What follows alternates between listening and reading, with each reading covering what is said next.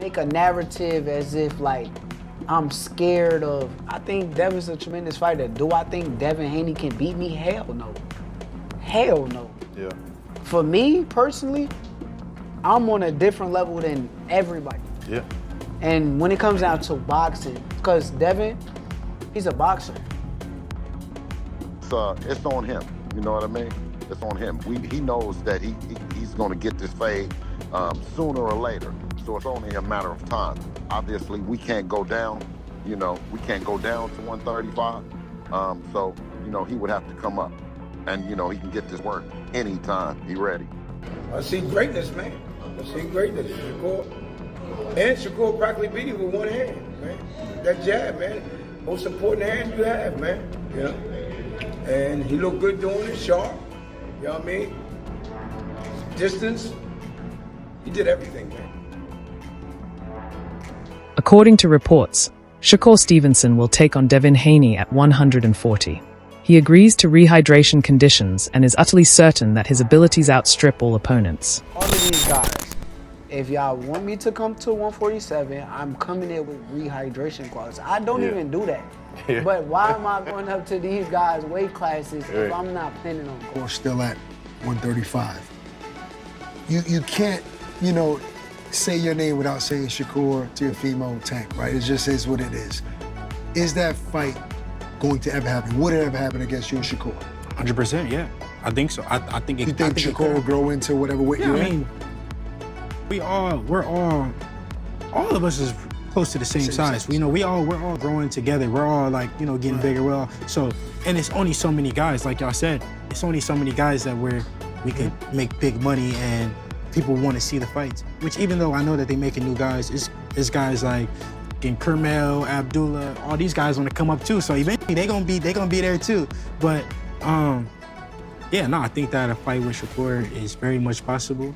We try to make it happen. Devin Haney is adamant that he will fight Shakur Stevenson, demonstrating his devotion and resolve and demonstrating how much he wants this battle. Although Shakur Stevenson claims he is not afraid of Devin Haney, Devin's camp may falsely accuse Shakur of avoiding the bout on purpose.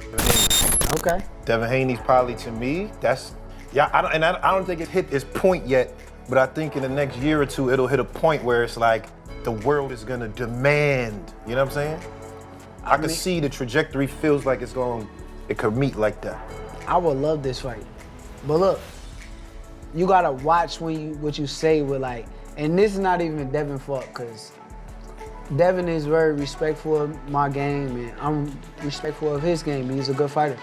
But his fans will clip and twist and turn things into something that is not. So I try to be real careful on what I say. True. This is guy Jay on Twitter. He a big Haney fan. He be always clipping and changing stuff, Jay. Yeah, they gonna make a narrative as if like I'm scared of. I think Devin's a tremendous fighter. Do I think Devin Haney can beat me? Hell no. He's a fucking stone cold killer who's just gonna go in there and try to knock me the fuck out. Yeah. He's gonna try to outbox me. I'm the greatest boxer. How do you? So that's how I feel about the fight. Yeah. But it all gotta make sense from a business standpoint. I don't like getting up here and negotiating against myself. And, for sure. But for me, I'm willing to But do you make the see fight it happen. as it being that could, you know, like we always said, the Four Kings, even though you wasn't a part of it, the whole plot is like at the end of the road, there's gonna be two guys left standing, and that's the big fight. Do you see that as that's potentially what that could be? I'm a bad motherfucker. While Devin is unable to knock him out, Shakur Stevenson feels he is on a different level and that no fighter can defeat him. Devin Haney is adamant about proving himself, and he plans to battle elite opponents like Shakur Stevenson to demonstrate his genuine brilliance. They will not come down and wait, according to Bill Haney.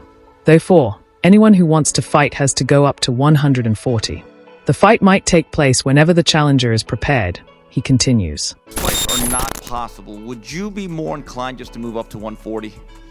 Yeah, you know, if I can't get those fights next or it doesn't make sense for it to be next, I'll probably go to 140, test it out, see how I feel at the weight at 140, and then when the time is right, then, you know, I'll defend my belt at 135.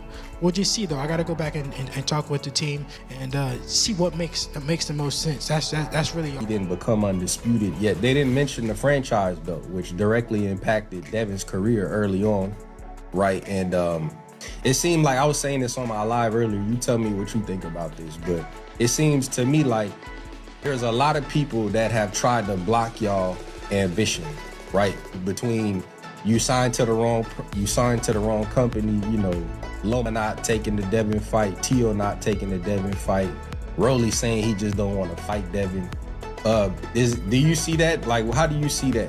You know, as far as like, people know you're ambitious, they know you want to be unified, they know you want to be undisputed, so they put all these obstacles up and they make it hard for you to achieve what you're trying to achieve. Absolutely. I think it's been historic in the way that they've done. Tim Bradley believes Shakur Stevenson could become the greatest boxer in history, possibly surpassing Terence Crawford, who as a 5-weight division champion is already on the sport's Mount Rushmore. Bradley says Shakur has the same aptitude and ability but may benefit from opportunities Crawford was denied due to boxing politics, noting that earlier fights with names like Keith Thurman, Danny Garcia, Errol Spence, and Yordanis Ugas could have further elevated Crawford's legacy if promoter gaps had been bridged sooner. We must keep our composure and our patience and understand that it's part of the process when you're that good. You know what I mean? We can't say it any other way. You know, they're running out of narratives. You know what I'm saying? And, you know, it's what the people want to see. We don't never say, okay, you know, well, this guy has done something wrong or he did bad business. So, you know, we'll never do it. Obviously, you know, when we go through negotiations and we spend time in there, whether it's put something together for Richard Hitchinson, for him to come back later and to say, you know, yeah, I want that fight. Well, when we were trying to make the fight, we couldn't. You didn't want to negotiate. You went somewhere else.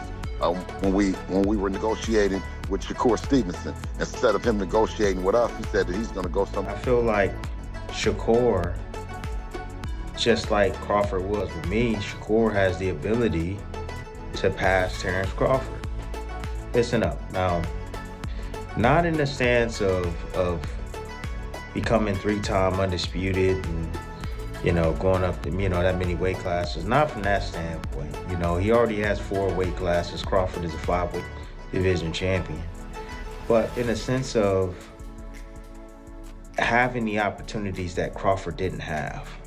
You know, Crawford would have been even bigger than what he is if the politics didn't play into the sport at the time. And now that, you know, you have guys like Turki Al-Sheikh that is able to bridge that gap between promoters and, you know, make these big fights. In light of this, Shakur is starting a new phase in which he will have the opportunity to regularly compete against elite opponents due to the increased accessibility of excellent fighters weighing between 130 and 135 pounds.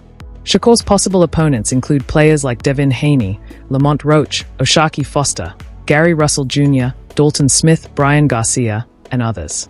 Bradley highlights that in addition to having the ability to compete with these fighters, Shakur also has the chance to defeat them, cementing his reputation and possibly surpassing Crawford in accomplishments and influence. Turki was around when Crawford was on his climb.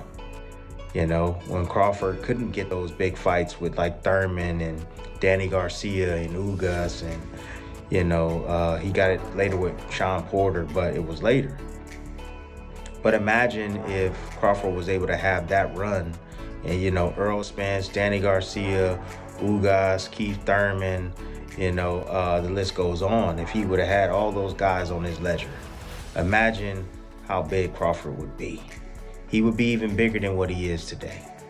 You know, bigger than what he is today.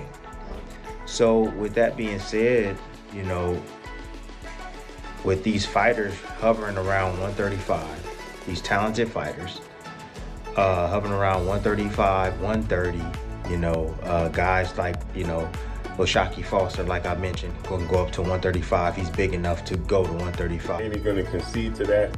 I doubt it. So there's a major obstacle in the way. But nonetheless, as you watch these two fighters fight, you can clearly see, outside of cheating, they're more than likely not going to lose, right? With that said, Devin Haney immediately responds to Shakur. Shakur responds to Devin, right? Again, we had the initial 4 kings. It was Devin, Ryan, T.O., and Tank Davis, right? It was supposed to be the 4 Kings 2.0, from the Marvin Hagler, Tommy Hearn, Sugar Ray Leonard, Roberto Duran. Fans are eager to see Shakur Stevenson face Devin Haney, as both fighters bring elite skill, speed, and determination that make the matchup thrilling and unpredictable. With Haney's strength and agility going up against Shakur's technical precision, every punch matters, and the fight has the potential to define both careers and become one of the most memorable bouts in recent boxing history. That concludes the video for today. Thus, keep an eye out. Until the next.